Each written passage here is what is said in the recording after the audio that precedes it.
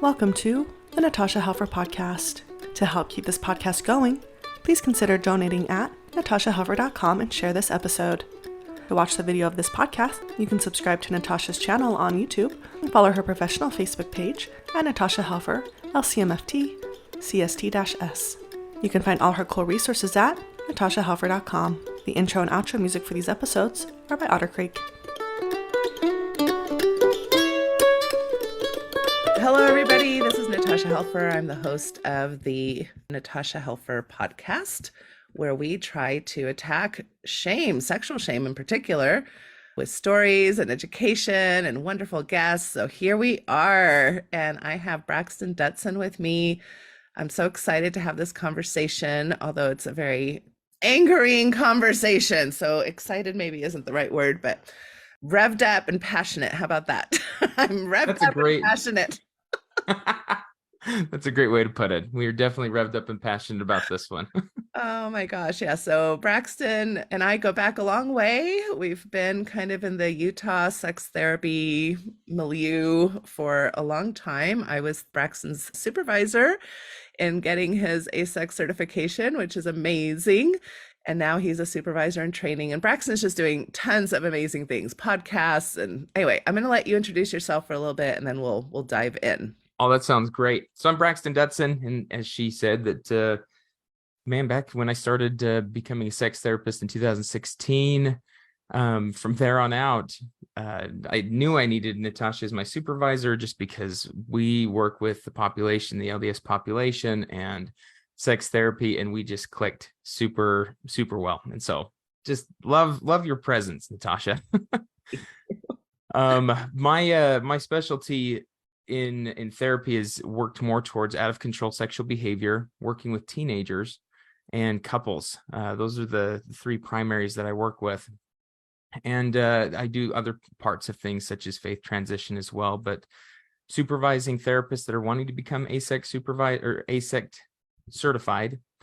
And yes, as you say, I run a podcast called Birds and Bees Podcast. I also co-host one, the Sex Explorers with Cammie Hurst, and that one we go live typically every Monday when we do our season. So we're on an off season right now, but soon we're going to be starting it back up again. But beyond that, I'm just really passionate about people learning about sexual health, wanting parents to talk to their kids about sexual health, and right in line with what your goal is reducing and eliminating sexual shame. And I'd say one of the people that is in the news right now is all a part of this sexual shame, that I've had people come to me after meeting with him, as well as meeting with that program. And I'm excited to talk about just that change between values, what you believe, and then what is ethical. Super excited to have this conversation, although angered. Yes. Well, and this comes at an interesting time. I mean, it seems like these last few months, it's like almost every week we have another news story breaking out, in particular, with either therapists or issues, definitely issues of ethics here in the Salt Lake City region. But I know these things happen all over the place. I just did a podcast on the Jody Hildebrandt story. I've done several podcasts, one for myself, but one, some with others, like Mormon stories, etc. But we have an issue with religious therapists overstepping their clinical bounds into their own religious values. And that's the main thing that we're going to talk about today. There's nothing wrong with being a religious therapist. I think probably a lot of therapists are religious in their own personal lives. And of course, there's a lot of secular therapists out there as well. And sometimes the issues we see there is that they don't understand religion enough or are condescending towards religion. So there's issues sometimes too with secular therapists. But when a religious therapist cannot separate their professional clinical ideology from their theological ideology, that's when we see a lot of these problems rising up. Absolutely. And something I've been very passionate about, it's the main reason why I started the Mormon Mental Health Association, over 10 years ago now, is just to help people, help educate people, but also help educate therapists on how to practice ethically when you are yourself religious. So let's go into this. So the Salt Lake Tribune just broke a story September 22nd, so about almost a week ago now, saying a former Farmington therapist and founder of a Utah-based life coaching practice, which, I mean, this is really interesting that they're calling it that because they also do therapy.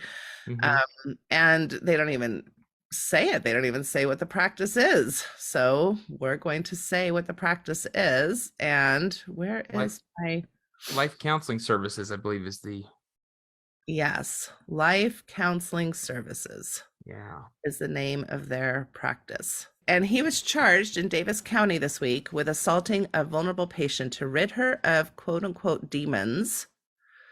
And he's also facing professional sanctions. The details kind of get more detailed, so I'm just kind of offering, I guess, a bit of a warning. But Maurice Harker is accused of forcing the female patient to the ground, dragging her on the floor, covering her nose and mouth so she couldn't breathe, slamming her against his office door, and not allowing her to leave the room, according to charging documents filed this week. He's also accused of encouraging the patient to watch pornography to get rid of the demon. That's interesting. He claimed possessed her, telling her he needed to teach her about sex and creating an online dating profile for her where he would pose as the patient to talk to suitors, the charging documents state. Yes. So, and I need a correction. It's life-changing services. I'm sorry, life-changing services, not counseling. Yes. So yeah. And I think that's interesting. I don't know how long they've been life-changing services. I've always heard of them as the Sons of Helaman program, and the Sons of Helaman program is run under that entity. So just to be clear what we're talking about here. Now, the Rolling Stones did an article on this in 2022, so a year ago. It's like you were even in that one, if I remember correct. Yeah, they interviewed me for that. So I have like a quote in there. But he, so these charges were already coming forward. There's several other people who were interviewed in this interview. And Rolling Stones, I think, did a really good job of kind of showcasing how in this tight-knit LDS community, bishops who are unpaid clergymen and the leaders of our local congregations are oftentimes the ones who are referring to programs like this, which is also very much the case with somebody like Jody Hildebrandt. These people who come up with these programs that, again, they say they're clinically sound, but they're really not, and they're more about being religiously in line with what the church wants, how the church wants people to behave, right? So then the church is like, woohoo, here's a therapist who basically must be correct because they're a therapist and they're saying what we say. So let's refer everybody to these unethical therapists who are not doing their due diligence in these. Well, I think that, and I don't know how much you've seen this, but I've noticed that growing up, as well as in some of the concerns that I've talked with religious leaders about, is they're most concerned that therapists will use this method of trying to get them out of their religious values. And this provides such a service like life-changing services provides a comfort space for bishops, for stake presidents, that it's like, oh, wonderful. They're talking about ending masturbation. They're talking about stopping pornography. They can guarantee. And I mean, heavens, if you've got a name like Men of Moroni, Sons of Helaman, Warrior or Women of Light, I mean, that is really comforting in the space of going, I know that we're not going to move outside or make questions about these value systems. And they're promising that. So I totally see where church leaders and church individual or the church itself is like, yes, let's support this, where it then becomes very problematic on the value system because of where the therapist is placing actual help versus placating.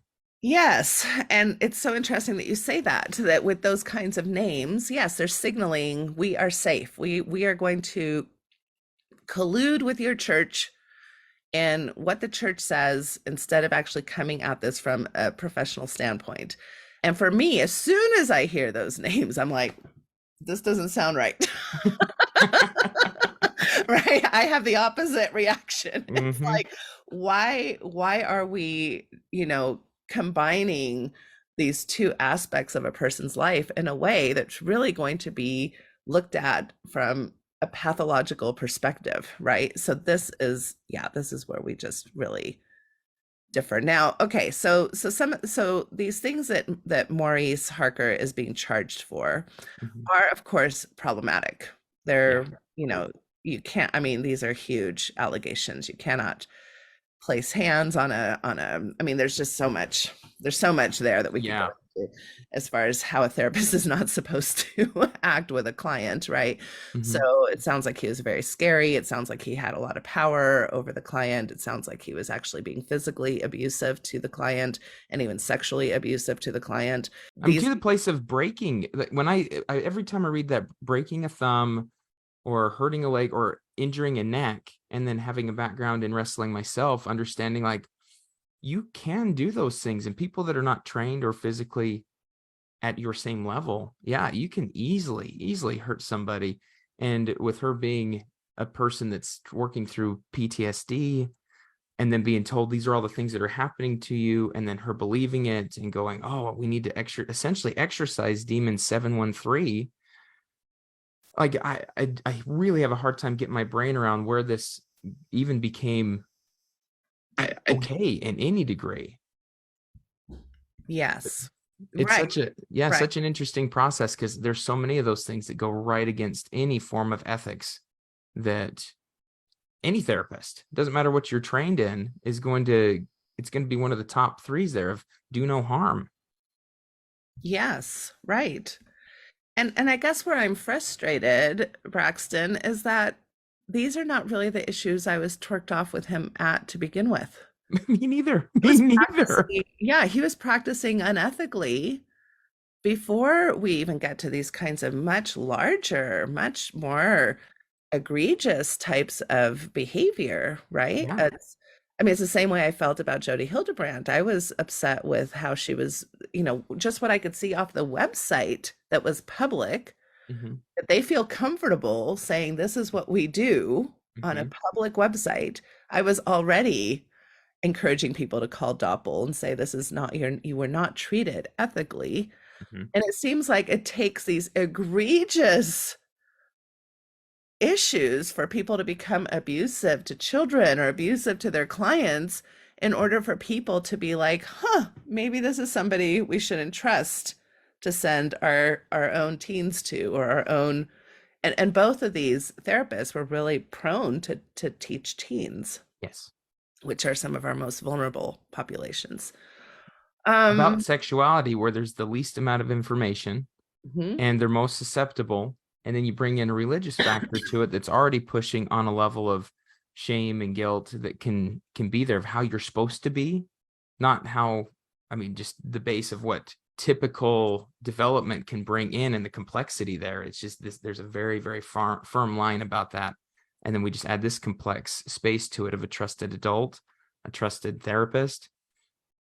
Oh, we have a recipe for disaster. And that is so frustrating that it is these levels of physical abuse and just outlandish experiences, that it wasn't just based off of looking at Sons of Helaman curriculum. Yes, exactly. Yeah. And it's interesting. I posted, when the news broke, I posted it on Facebook, and it was interesting to hear so many people say, wow, I'm really surprised because I worked with, Maurice, and, actually had a pretty good experience. And I hear this a lot too about kind of the addiction model in general with sexuality. A lot of people go to programs, sex addiction groups, Mm-hmm. sex addiction 12-step groups that are specifically for these issues. And people can be conflicted because they're like, but there were aspects of that treatment or aspects of that space that felt helpful to me. Usually it's the group support. Mm-hmm. Usually it's not feeling alone, right? And I'm not saying that every therapist who offers these kinds of services isn't doing some good, like maybe looking at trauma issues or Mm-hmm. looking at helping a person have good boundaries or some relational skills, right? So this is another thing that's frustrating to me, is that it's oftentimes not a black and white experience. It's not like, oh, it's all horrible and like Mm-hmm. this person is saying, like egregious abuses were doled out to me. but they're sprinkling in a lot of maybe good things on kind of what I consider a heap of crap, right? So you've got sprinkles on a heap of crap. Mhm. And so then it's even harder for people in these vulnerable communities to understand, well, why would this be harmful? This seems to align with my religious and spiritual values. They seem to be supportive and caring of me as an individual. I'm getting group support and not feeling alone. But I'm like, you can get all of that.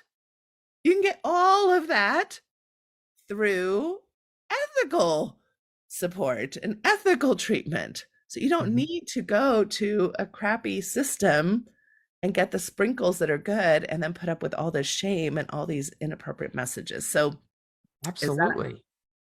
I think that that's very accurate.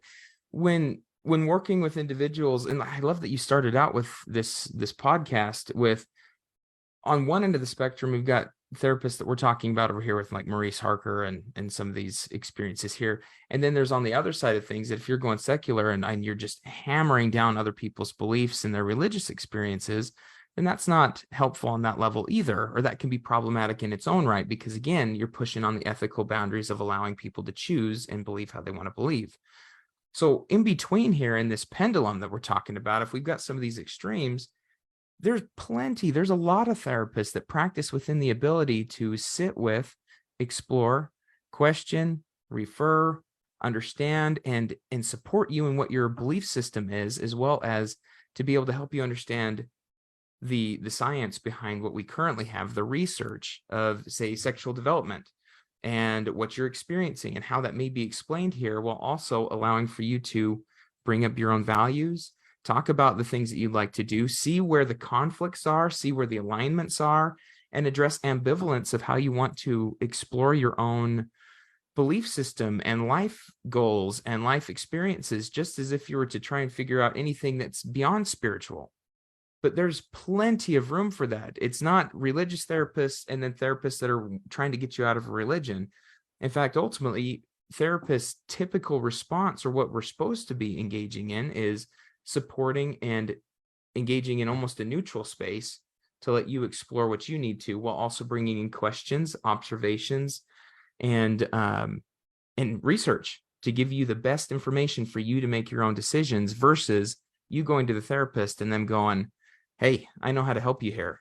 What we're going to do is we're going to take this demon out of you. We're going to put you on a program where you report to somebody every 3 or 4 days to make sure you haven't masturbated. Like, those are the problematic spaces that I see when it almost is aligned with, you have to do these certain things in order to reach a normal or a better. Right, exactly. So I'm going to share an example, which I hope isn't offensive, in regards to trying to make this more reasonable for people to think about. Because when we talk about sex, immediately all of our anxieties go up, because sex in general, even, it doesn't really matter if you're religious or not, we're all having some level of heart palpitations and some, I think many of us have internalized shame around sexuality, etc. So sometimes it's helpful to look at an example that's maybe outside of your cultural view. And I don't think we have very many people from the Orthodox Jewish community who listen to my podcast. I think there's a few, so I'm super, it's super welcome anybody to listen. But I'm going to give an example from the Orthodox Jewish community. They do not believe in eating pork. That is seen as something that's religiously unviable to them. And I support all day long that religious belief, right? So if somebody comes into my office and says, hey, this is really important to me. This is part of my religious, background, beliefs, my standards of practice. I'm like, okay, I get it, right? Like, sometimes it's the way we dress, sometimes it's what we eat. There's lots of religious ideas out there about how you should be living your best life. So when a person says, but I'm struggling because every time I drive by, this little store that's right under where I live and they have bacon, I smell it and I want to have it. And I'm just wondering if that's, what's wrong with me? Why every time I smell bacon, do I crave bacon? And let's say that I am also an Orthodox Jewish therapist, and now I create a 12-step program based on why you shouldn't eat bacon, and the fact that if you do eat bacon, or if you're tempted by bacon, there's now a clinical issue with you, that you are not seen as healthy. You don't have enough self-mastery to keep yourself from bacon. So if I'm a non-Orthodox Jewish therapist, I would see that as a religious proclivity, but I would not be pathologizing it. I'd be like, well, that makes sense that you would have that natural reaction. You are a human. Your nose doesn't really know that you're Orthodox Jew, right? And so it's going to have a normal reaction to your salivatory glands, and things are going to start kicking in. If you smell bacon, that's kind of a natural, normal response. And yes, I want to help you align with your values, but I'm not going to pathologize the reality that you're having that struggle. That is what we're doing with things like masturbation and all the ideas around sex addiction and porn addiction and how people relate to sexually explicit materials. So what I would like to do next is I would like for you and I to go through kind of the Sons of Helaman, just the first page. We're not even diving deep. Yeah. We're just going to go through the first page that you can find right on their current website, which I think is interesting that even with Maurice Harker having the issues that he's having, right? He's right there, first page of the website, under Sons of Helaman, Eternal Warriors. We're going to go through that at the same time that we're also going to go through an adolescent development chart that is, I'm not exactly sure where this comes from. I think it's let's see here. It's adapted from A Practical Guide of Adolescent Healthcare. So I'll share all the links for that. So we're gonna see what this is happening. So in the adolescent development chart, which I will share if anybody wants to look at it, it says that for teens going through adolescence, which for females is considered 9 to 13 as puberty. For males, it's considered like 11 to 14. Males, if you're in a male body, you're usually going through puberty a little bit later. So in that very first part of puberty, some things that are considered part of normal sexual development are: 1, sexual fantasies begin. Masturbation begins during this period. And although it may be accompanied by guilt, it is considered normal behavior. There's a lot of worry about being normal. And gay, lesbian, and bisexual youth may feel differently without knowing why at this particular stage of life. You get to now the next middle adolescence, which for females is 13 to 16, males 14 to 17. You now have experimentation with relationships and sexual behaviors being considered part of normal adolescent development. There's usually a frequently changing relationship, so not many stay with one person for a long period of time, which makes sense at that age. And the emphasis is on physical contact. Movement towards defining sexual identity, often accompanied by identity confusion and fears of homosexuality due to cultural norms. And this was back in 2002. I'm hoping this changes, that there's hopefully not so much fear around that. And also sexual behaviors do not always match sexual identity or orientation. So that's considered normal. Late adolescence, so this would be 16 to 21. So we're starting even to emerging adulthood. For females, males 17 to 21, they're talking about the acceptance of their sexual identity is secured, greater intimacy skills, and sexual behavior becomes more expressive. Now, as a person who grew up in the LDS community and has been a member my entire life up to the point where they kicked me out, and I'd still be a member today if that hadn't happened. Yep. There is zero ability to see these tasks as developmentally appropriate. We are actually expecting our youth to forego all of this sexual development until they are married, which happens usually post all of these years, usually around the age of 21 to 22. Is, I'm guessing, where most LDS folks are getting married, and to start their sexual development at that point of marriage. And heterosexual marriage is the only type of marriage that is considered appropriate. So as you can imagine, now we have a big divide. We've got science and social science and sexual science saying, hey, sexual development is actually supposed to be starting as early as 9 on. And they're not even mentioning here that many kids self-soothe through genital touch and stimulation as young as babies and toddlers, right? So this is we're born sexual beings. And you're actually supposed to be experimenting and trying a few things out and figuring yourself out through adolescence so that then you can enter adulthood with a secure sense of sexual orientation and identity. The church is saying, nope, don't do any of those things, including masturbation, including having a relationship with your own body, so that you can be prepared to basically offer your sexuality to another person, and that person will awaken your sexuality, and then you know off you go together in marital bliss, supposedly. Yep. So as soon as you do the marital bliss switch, that's the other thing, is it's like you can shut it off, and then we'll switch it on, and poof, it's gonna be awesome. Right. So sexual development has to do with a ceremony versus a process that happens at beginning even before puberty. Yes. So this is the dilemma.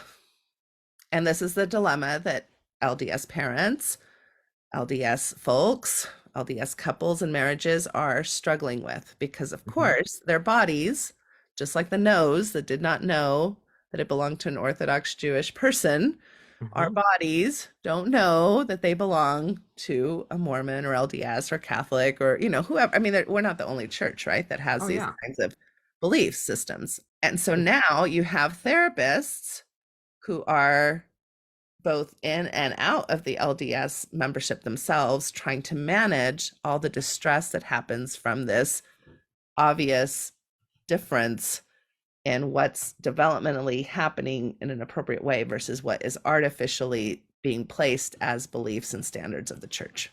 Absolutely. And I think another important part here is that when we're talking about the younger ages, that early adolescent stage, is we need to remember that there is that concrete thinking that they're still in, but they're also trying to maneuver what abstract experiences look like, this gray area.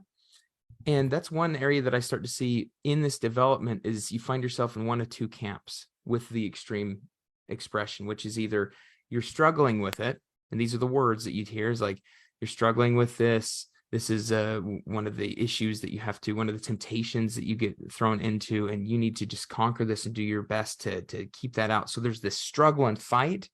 And then there's the other group that I see frequently come into my office, is the ones that were like, I never had a problem with it. I followed that just fine. I didn't have to. And so it became like any of these urges and stuff was like, oh, I can shut that down. And I'm being rewarded by the ability to continually shut down sexual development or sexual experiences, because that is the higher level anyways. And then with the promise that once you get married, that will switch on, or it'll be okay. And that's both for men and women, or for these boys and girls. And so we continue to create so much of a dichotomy in between the belief system and then how the body and emotional development are. So I think that that's an important part here that we're looking at, because when we start talking about Sons of Helaman, just even here on that front page, if I switch back over to it, you can learn sexual self-mastery, which again is so subjective. What a sexual self-mastery is on this spectrum and duality that we just talked about, there's so much gray area, but we're leaning on the side of having it be something that you can turn on, turn off, and only experience when you want to. And then we start talking about chemical scales. Learn about the chemical scales so you can understand when your mood battles. I'm like, man, I'd like to do that with some other things, even beyond sex. But it just starts turning more into, there's not a mood battle. There's not a way that we can diagnose, oh, well, Natasha, she just had her mood battle. We can all witness her mood battles and how frustrated she is. Once she masters that one, we'll be fine. I think people have witnessed a lot of my mood battles. That is true. Don't we all have our little mood battles? And yes, if you could just figure out your chemical, what is that? The chemical scale, you'd have that figured out. No, this is a part of natural response. We're getting chemicals. Guess what? That's how our brain works, is through chemicals. Can't shut that off. Yeah, it's taking these like tiny truths in psychotherapy and turning it into something completely non-clinically based, non-evidence based. Most therapists are not talking about chemical scales. Although we do talk about brain chemistry, and we do explain things like serotonin and dopamine, and but then you can see how they take these things and then turn it into something that wouldn't be recognized by most of us in the field as anything that's like evidence-based. No. And I mean, I know you said we want to go surface based, but I did do just a little bit of research in the actual handbook. So you can request this handbook, and here on page, looks like 46 and 45, the chemical scale, which is trademarked, by the way. Of course. It goes through. Nobody else has come up with this. So No one else is. We're talking about stage 3. There's a dude moment. This is the quote. I'm not making it up, but there's a dude moment that essentially it says that unfortunately, the time of the individual reaches level 3, he's already gone through 2 levels of increased chemicals before he notices. And at that point, there are like 30 drops of heroin type chemicals floating through his bloodstream and in his brain. This is what I call the thought stage. That's a direct quote from the manual that they are sending for free to anyone that wants to get this, that is feeling like they're out of control in their sexual behavior. And mind you, this manual is meant for 12-year-olds to roughly 21-year-olds. There's heroin-like substances. What are we talking about? If we're talking about dopamine, sure. And again, we have to compare that to, if you're having dopamine response, you may be smelling bacon. You may be looking at pornography. You may be looking at someone that is holding a puppy and petting him for the first time. Oh my goodness. If I'm eating Oreos, same ordeal. Ice cream, yes. I've got absolutely more than 30 drops of heroin type chemicals floating through my bloodstream when I am eating mint chocolate chip ice cream. Well, and this is what is so maddening to me, because it sounds so legit. It Yes. sounds so clinical. It's so seductive I mean, it's hard. It took me years to unravel this dopamine argument, that because I was also subject to believing it, coming from my background and wanting to help couples in particular that I was working with this whole pornography dilemma. And so I was desperately trying to find the research, and I would find things like this, and I was prone to believe it myself as a clinician. And I had to like go deep into interviewing people and reading journal articles and understanding. And thank goodness I was, ASECT bound, because that was a huge resource for me to be able to find the actual information. So I'm just imagining, if you're part of the lay public, and on top of it, part of a religiously conservative community, it's going to be very difficult not to just fall for this hook, line, and sinker. This is a person with credentials, behind their name. This is somebody who seems to know what they're talking about. This is somebody who's aligned with my values and practices. Why wouldn't I trust this person? Yes. And it's sensationalized. Anytime you throw heroin, cocaine, a substance that's scary, really, because it does have, heroin has addictive properties, and we're talking chemical addictive properties, where you create tolerance, where we can watch it, we can measure it in your body of how it responds to how many doses you give. It is scientifically, in the sense that you can measure, we give you this much, your body responds like this, and then it needs this much more to get to that same level, which we can't do with sexual imagery. We can't do with masturbation, because each person is so subjectively different. But when you throw a sensationalized verbiage in there, and you start to compare something that is, yes, your body receives dopamine when it experiences heroin. So little bits of truth with, yes, it also does it with so many other actions. And then we put the sensationalized part in there on top of someone that is a person that's at risk for just stepping into whatever to be able to get support and help. Then they go, oh no, this is heroin. That's the only leading part to it. I'm losing my chemical spots. I have the chemical spill going in my brain, when your body's responding in the way that it's designed to. You are not broken with chemical spills in your brain. And especially with all the misinformation there is even out there about drugs, even drugs themselves. Like, we grew up, most of us, in kind of the say no to drugs movement. And, you remember the frying pan with the egg. And once you fry the egg, it's forever changed and you can't change it back. And that's what your brain is. And so what basically they're using these metaphors of drugs to basically tell you that if you masturbate or if you look at sexual media, you are now forever changing your brain. It's very fear-based. And you talked about sensational statements, which I think any therapist for any reason that is offering sensational statements should be suspect, right? But let's go back to this first page, and you kind of already alluded to this. Parents, church leaders, and young warriors. So we are going to set this whole thing up as a war. And guess who you're at war with? Yourself. Yeah. Okay, so you are going to be a warrior. And the first sentence is the urgency to provide effective training for the war against sexual addiction motivates us to send you this letter. Oh, right away, I am just so upset just by this first sentence, right? Mm-hmm. Then they, of course, they're quoting Elder Holland, which is a church leader.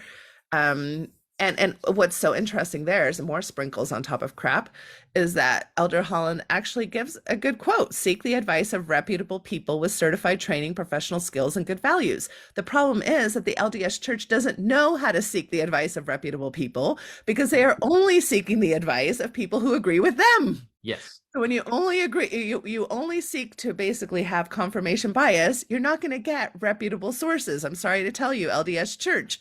And anybody who works for them or thinks that they're working in alignment with them, right? So if you have any young men who are struggling with morality issues, primarily pornography addiction, which, by the way, every time I hear that word, I just want to say there's no such thing.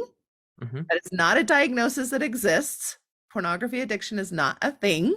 And I have to also follow that up with, of course, there can be sexual issues. Yes. And we have lots of reasons why those things could be happening. And there's effective treatment for sexual issues of all kinds. Yes. Pornography addiction is not the correct framing and will only usually lead to either more internalized shame or more unwanted behavior. So we highly recommend you refer them to the Sons of Helaman program, which is a self-mastery training system. Of course, specifically designed for LDS young men. Yeah, because most people out there who are not LDS would think that this is absolutely ridiculous. This is not going to make sense. Yeah. Yeah. And then they're claiming that they've become the most respected and most effective treatment program across the country for almost 18 years now. I have no idea where they're getting that information. They offer both in-person and online groups, so anyone can attend. And and then they brag that families and church leaders like this program because it is more intense than the 12-step support program. Oh, and it is less, which already has problems of being pretty intense, and it is less expensive than individual therapy. They feel secure knowing that not only is the program scientifically sound, I'm like calling bullshit, it is also spiritually sound. And I don't even feel like it's spiritually sound, because any time that you're increasing fear and shame, that actually interferes with spirituality, interferes with your ability to reach your God or access the spiritual tools that you've been taught in whatever upbringing you've been brought up in. Wow. What would you like to say, Braxton? What do we follow up with that? One is that when you're saying that it's followed by or that it's scientifically sound, and then the first thing I think of when you say it's spiritually sound is I go to the videos I've listened to from Maurice Harker, and the even as I'm looking here on their website for life-changing services and Sons of Helaman, and there's like multiple places you can go that it'll send you to, is this coming back to the war, and it's at war with yourself, but then it's brought over to a demon inside of you. And I'm like, okay, first, Maurice has got this thing with demons. He just does.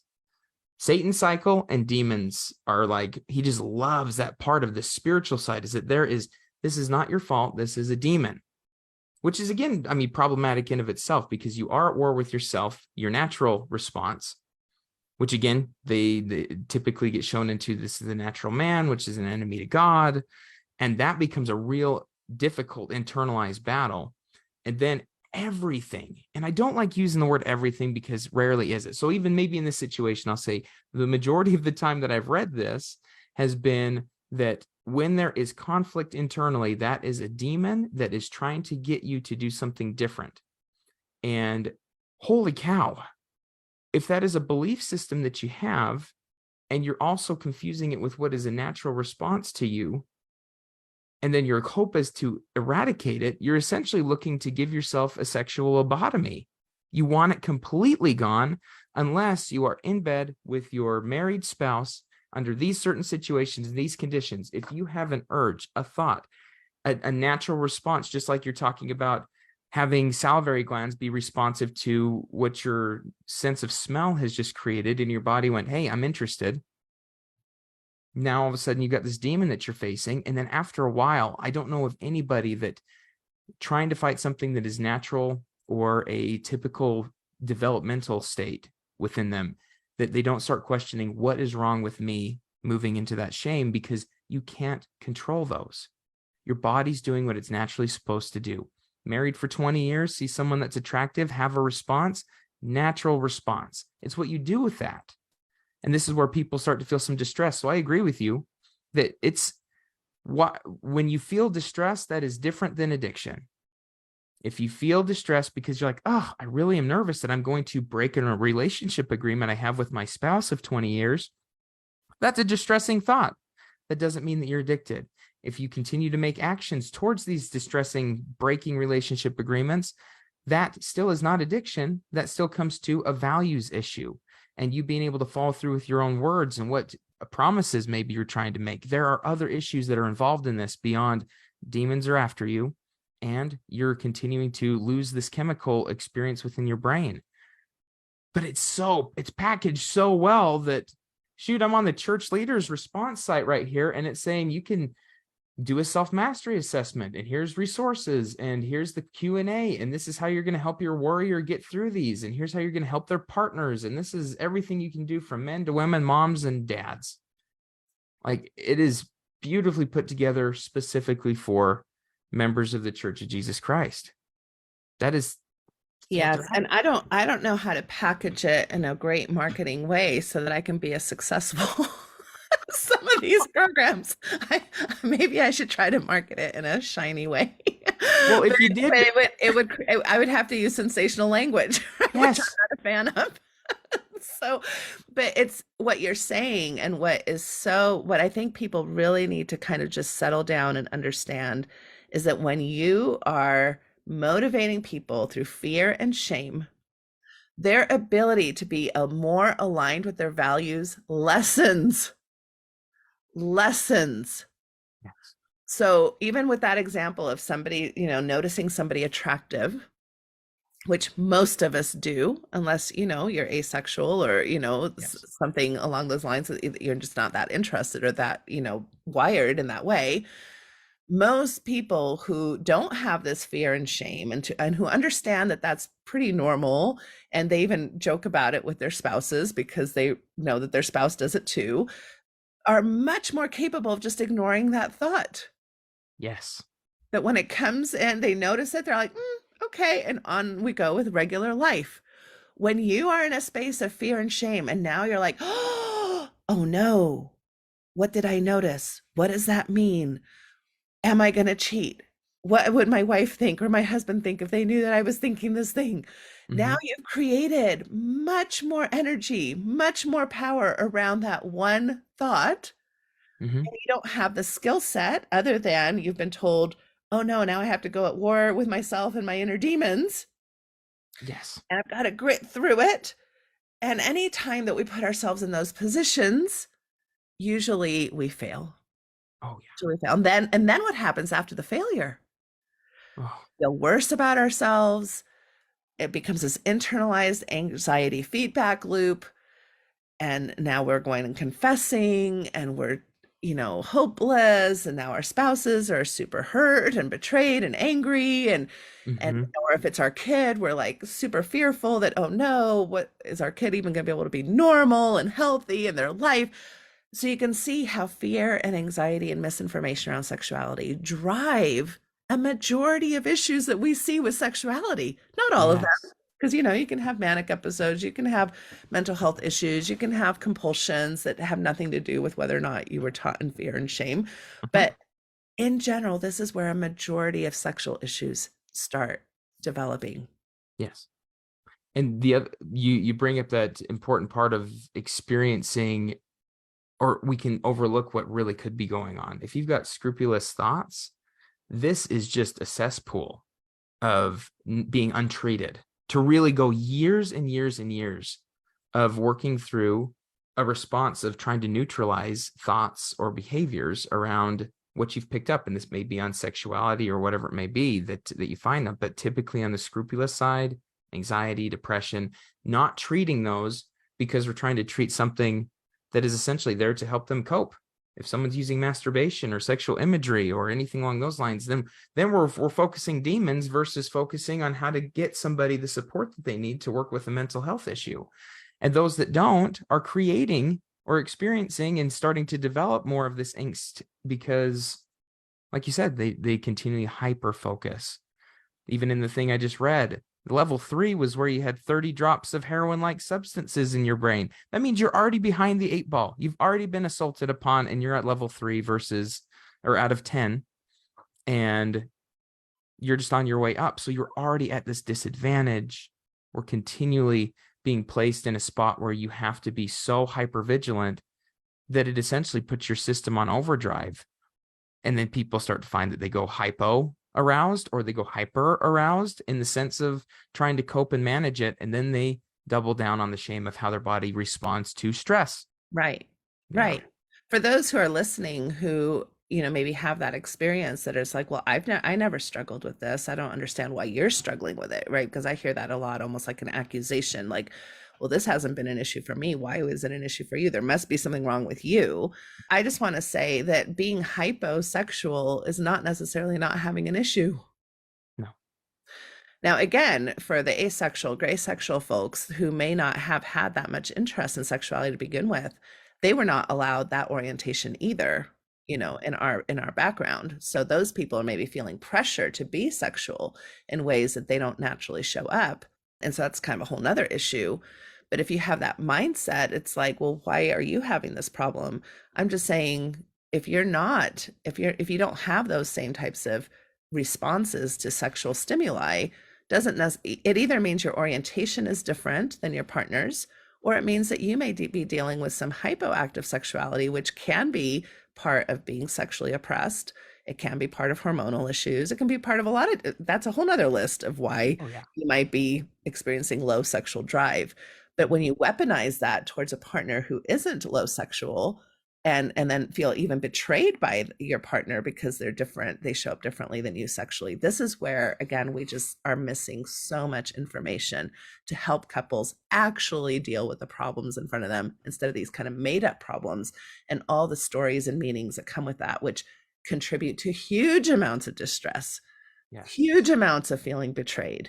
I don't want to minimize that, but I'm just saying a lot of times we're feeling those things because we don't have the correct framings, education, and support. Exactly. And the way that you describe it is when the playing field, or when your life of how you can experience your sexuality is given to you, and those that have lower sexual drive or haven't had it, or they're able to suppress it in the way that they do, and they get the high ground, and the person that's having a harder time gets the low ground. That's just what I hear you describing, is that it's just you're automatically placed in some of these spaces where the distress continues to increase, and it just creates its own feedback loop of how this person needs to act, how the other person needs to act, versus them exploring how do we want our relationship to be, and really having, in all honesty, hard conversations and honest conversations about where each of these individuals are and what they want within their relationship and what they value versus what has been prescribed as a value from society, from an Orthodox religion, any and all of those.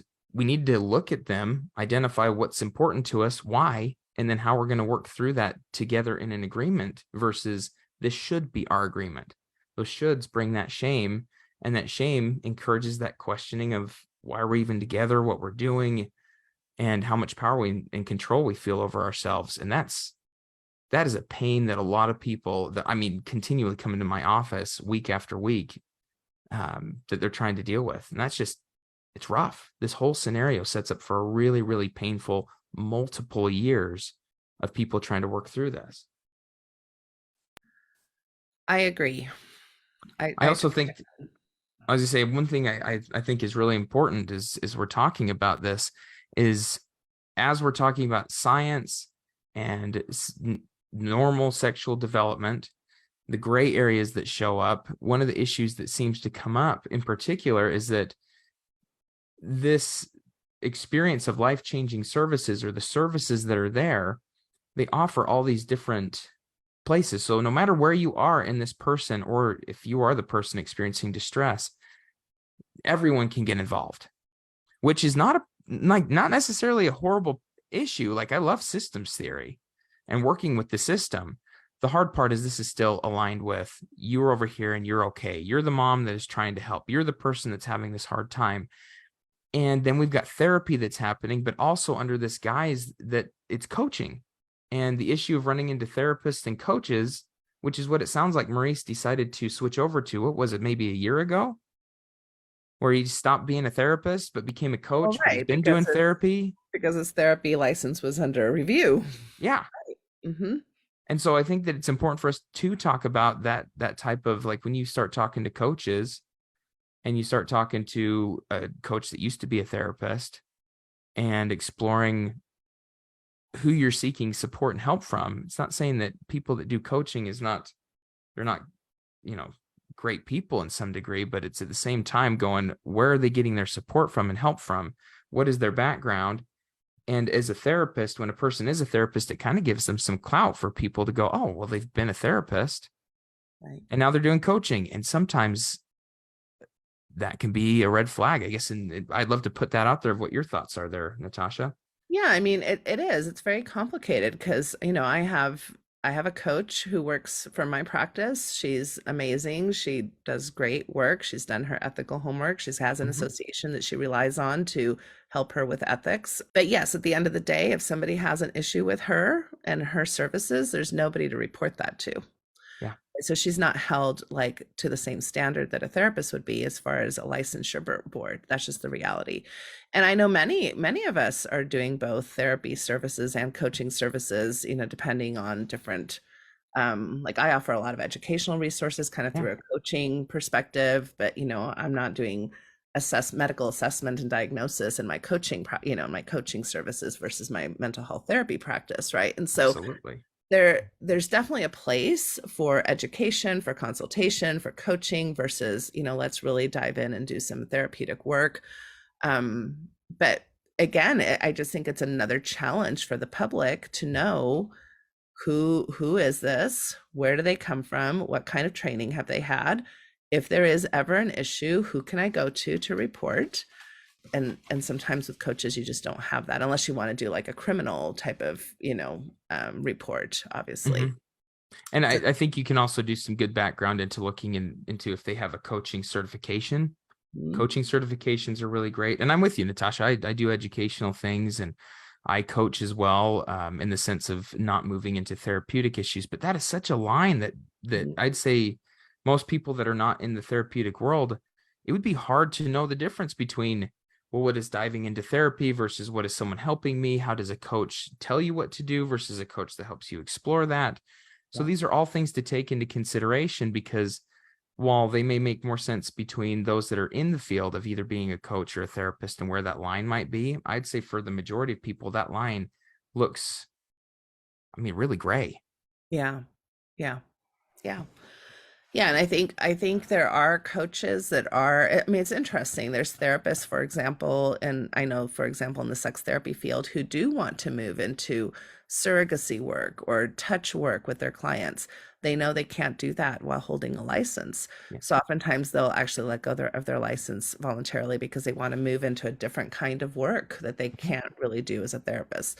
So I think there are times that therapists are legitimately moving into just a different type of work where they may no longer be licensed. But I do think in cases like this, it's like, well, yeah, I have a license issue. I'm being reported. So I'll just kind of rebrand. I'm a coach. And my most insidious case of this was back in Wichita with a client who was telling me basically, that there was sexual contact with her therapist. She was an emerging adult at the time. She didn't want to tell me who this person was because, they were still attached to him. And eventually over time doing therapy, we did decide that I would make the report on her behalf. I called, the Kansas Regulation Board and said, this is the person, this is what's been happening. We can't find him. He doesn't have a license. And I looked closer at the card and it said coach. And then right as I was seeing that, the lady on the phone said, oh yeah, he did have a license. We revoked it like 10 years ago. Wow. And he was having very, very insidious practices of grooming and, including, he started by basically hiring his client to do work inside his house. And then from there, it became sexual. And he was still seeing her for therapy or coaching services or whatever the heck he was calling it. And these things happen. So, I mean, I think that most of my colleagues I have a lot of respect for, and I think most of us are trying to do our best ethically. But as in any group, there's going to be people who really take advantage of the system. And yeah. Beautifully put. I do think it's important we talk about that. And I'm glad that we can try and shed light on what that might look like. Some things to look out for. It looks like just that blurring of the boundaries of, are you seeing this coach in this regard? What are other relationships you may have with this coach and therapist on that level too? Yeah. Wow. I don't know if you have another 5 minutes to give me or not, or maybe 10 minutes. Is that okay? Or yeah, absolutely.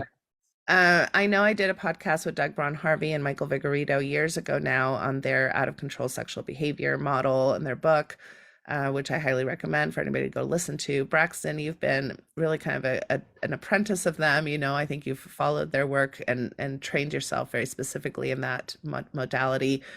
Are you able to give us kind of just a quick recap, since we are saying, hey, these sexual addiction models, people who work from a sexual addiction model, please do not trust or go to those programs. Mm-hmm. What can we offer instead? And one thing I'll say that we can offer is just basic therapy. Yes. But Doug and Michael did a really phenomenal job, I think, of creating at least a model that can be used, in what I want to say, instead of. Yeah, a different approach. Some people find that the 12-step program it feels really great for how they're modeling it and doing their things. But when we're talking from another approach, the thing that I really think is helpful within the out of control sexual behavior exploration falls under finding out what you will do, what you won't do, and what you're ambivalent about. This is what I really like about this, is that we really start to break down what your belief system is, what your desires are. You can come in these first sessions and be like, I want to stop this, I want to stop that, I want to stop this. And most people are focused on what they don't want to do versus what they do want to do. And there in the addiction model is no conversation that I know of around pleasure. We start to move into the pleasure model, and it's kind of, sometimes it can feel a little bit different because we start saying, what do you want to do? What is pleasurable for you? What is on your list of things that you can do, a part of this that you also want to move away from the things that cause some distress? So instead of it being more applied to what me and Natasha have been talking about the entire time, has been, this is how you're going to do it. You'll be a part of this program, and this is what you're going to do 5 times a week. And this directive space, you can join groups. There's multiple groups here in Utah, and there's some that are national. You then start working with identifying your sexual health plan, and exploring a sexual health plan is really helpful because, again, it's not focused on what you don't want to do. There's parts of that, but then we also shift the focus to what is pleasurable and what you are going to do on a level of what is informed, consensual, therapeutic, and allowing for you to make your own decisions about it and understand why you're making those decisions. Then we work with the 6 principles of sexual health, which you've covered beautifully in your podcast beforehand, where we're talking about consent, non-exploitation, honesty, freedom from STIs and pregnancy if you don't want those, pleasure, and I hit the 5th one, and I skipped one. Shared values. Shared values. Thank you. Yeah, the one we're talking about right now. Shared values.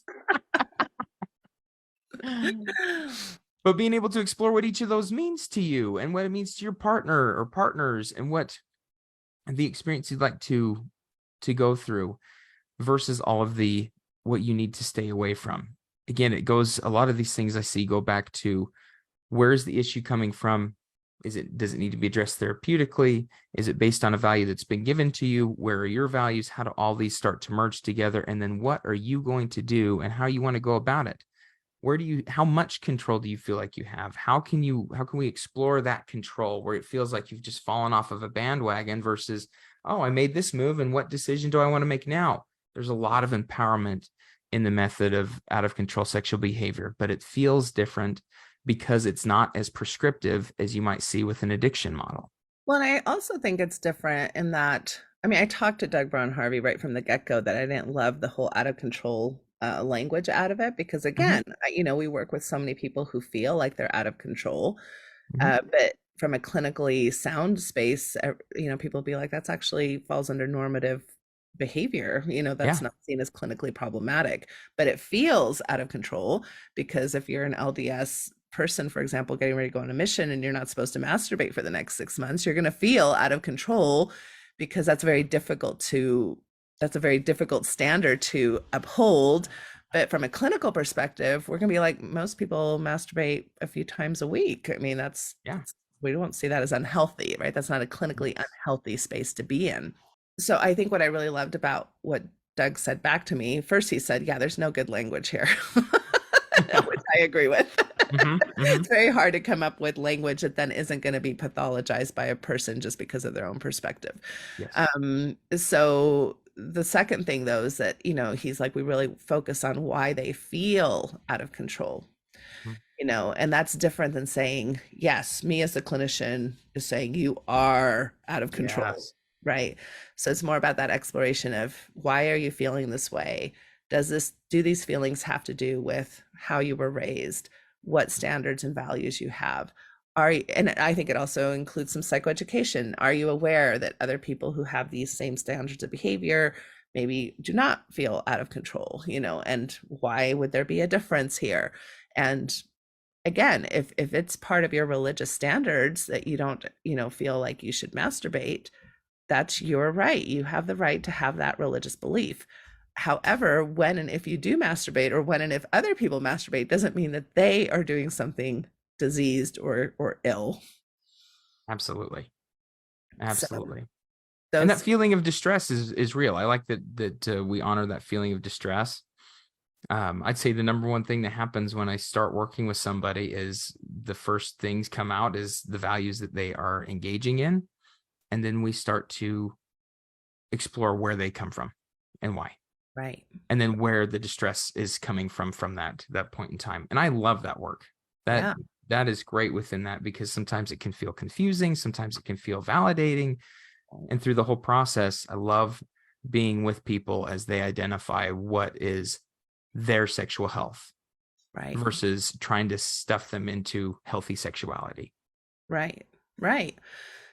And I think too, again, because people hearing us might be like, oh, well, you're trying to get them to talk about their values and this distress in a way to have them change their beliefs. Well, sometimes people change beliefs. That's true, regardless of what people are doing, whether they're going to therapy or not. But even if they don't change their beliefs, which I'm fine with, I'm not in the business of trying to change people's beliefs. It's more about, if you're going to have this belief, let's do that in a well-informed way that helps you understand human sexuality and why you might be having some of these struggles. And instead of internalizing that and saying, oh, it's my fault, it's much healthier to say, oh yeah, I do have standards of practice that are different from how, humans in general might show up. And so that's where that kind of like tension is coming from. And I'm willing to struggle with that tension, and I'm willing to kind of wrestle with that tension. But now I don't have to beat myself up in the process thinking that somehow there's something wrong with me, or that I'm abnormal somehow, or that I'm sick somehow. Yes. Or that I have to become specialized, like become a special person that these demons are fighting and I have to go against, but this demon is me. And there's a lot of issues that come with that. So exactly. Well, we're going to end, I guess, if Maurice Harker lands in jail or prison or wherever he's going next, I would encourage him to look up one of these online groups.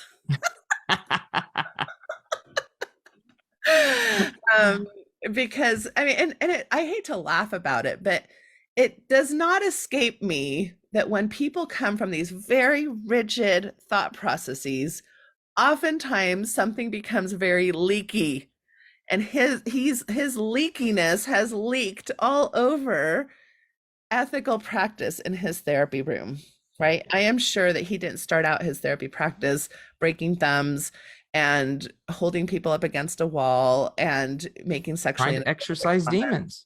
Yeah. I'm sure he didn't start that way, but little by little, and the more rigid he became, somehow that justification. So when people just protest too much, I am always a little concerned about what's happening under the hood.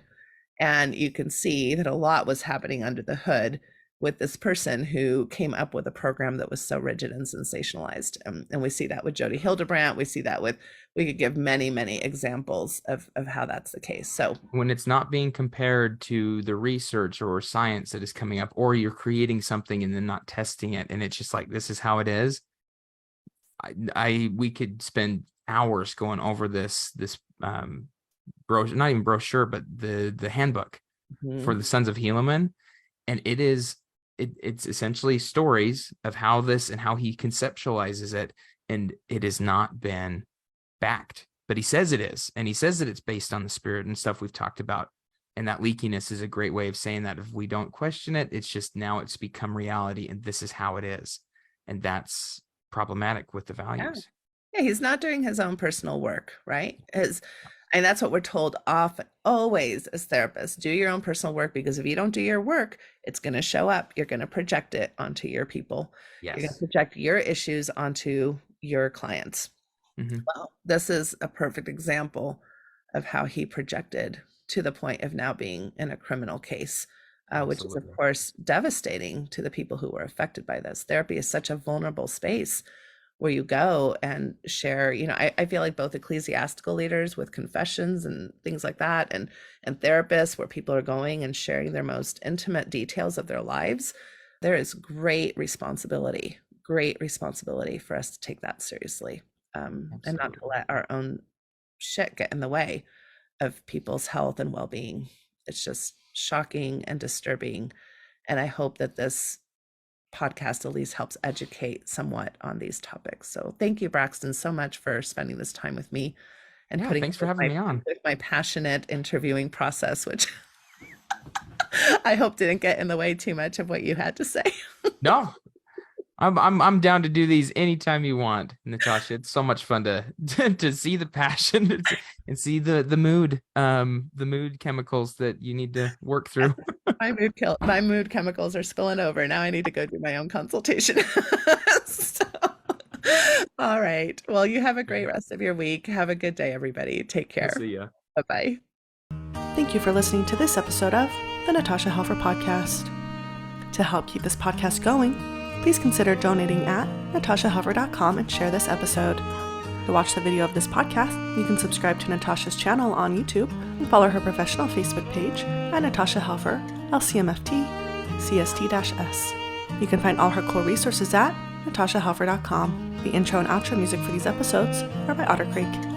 There is a place where time slows to nature's pace, and there is space there to find yourself in her embrace. Some places should be left alone. Now tishki say the now, so we can always go to the homeland of the heart.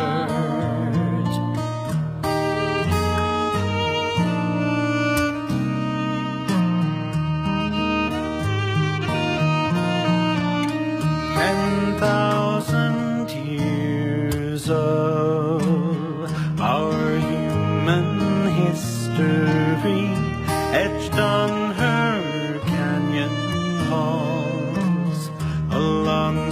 hide Earth's mysteries. Some places should be left alone.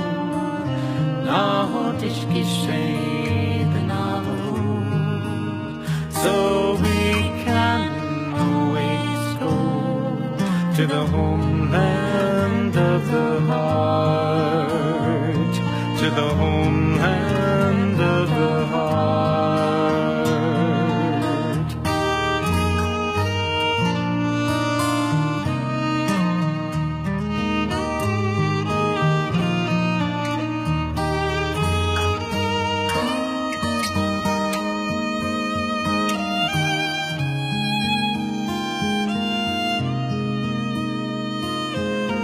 Deep in our cities, we sleep without her stars, yet still her presence sustains us from afar. Some places should be left alone. Now this geschehen alone. So we can always go to the homeland of the heart, to the homeland of the heart, to the homeland